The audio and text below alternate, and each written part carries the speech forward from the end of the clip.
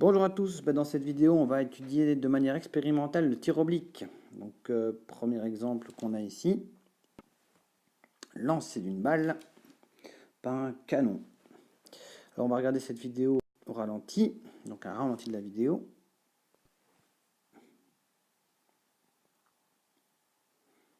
Voilà le genre de trajectoire qu'on a. On a l'impression que c'est une trajectoire parabolique, il faudra le prouver encore par calcul à un moment donné.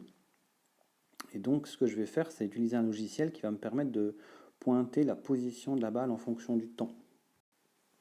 Voilà ce qu'on obtient ici. J'ai pu pointer différentes positions en fonction du temps. Et pour pouvoir étudier ça, je vais devoir étudier ça dans un référentiel à 2 dimensions, puisque j'ai affaire à un mouvement à 2 dimensions. Donc il faut que je place mes axes. Ici, je vais placer mon axe horizontal. Et là, mon axe vertical. Alors, dans ce cas-ci, la vidéo a été faite dans ce sens-là. Et le logiciel que j'utilise, pardon pour le bruit, a mis les axes dans ce sens-ci. Donc je vous les trace pour que vous compreniez pourquoi la position sera tel ou tel signe ou dans tel ou tel sens. Ok. Alors, j'ai décomposé le mouvement selon l'axe X, selon l'axe Y, et on va voir ce qui se passe. Voilà. Pour l'axe X, qu'est-ce qu'on a? On a une position horizontale en fonction du temps qui décroît. Ok. Elle décroît, pourquoi? Parce que mon axe X était vers la droite et que ma balle était vers la gauche. Donc j'ai des positions négatives. En tout cas, ce que je vois, c'est que la manière dont ça décroît, c'est une fonction du premier degré.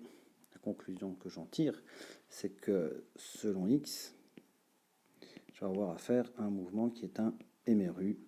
Je vais avoir la position qui varie de manière constante, ça veut dire une vitesse horizontale constante. Maintenant, je vais regarder ce qui se passe pour les positions verticales en fonction du temps. Le logiciel m'a donné les positions verticales Y en fonction du temps. On a toutes les données qui sont prises ici et j'ai pu faire une, une régression quadratique. Donc, j'ai ajusté une fonction du second degré à tous mes points. On voit bien que ça marche assez bien. Donc, effectivement, j'ai une position verticale qui peut être décrite par une fonction du deuxième degré. Conclusion, puisque verticalement c'est rectiligne, je vais dire que selon Y, on aura affaire à MRUV. Je vous laisse deviner qui est responsable de l'accélération verticale. Et donc si on a un MRUV vertical, il faudrait peut-être regarder ce qui se passe pour la vitesse. La vitesse verticale, elle, on voit qu'elle décroît, elle s'annule, puis devient négative, elle décroît de manière linéaire. J'ai dû éjecter les premières données puisqu'il y avait un petit mouvement du canon. Mais une fois que le mouvement est lancé, on voit vraiment que la vitesse décroît, comme une fonction du premier degré, ce qui correspond bien à l'expression de la vitesse dans le modèle MRUV. Ok.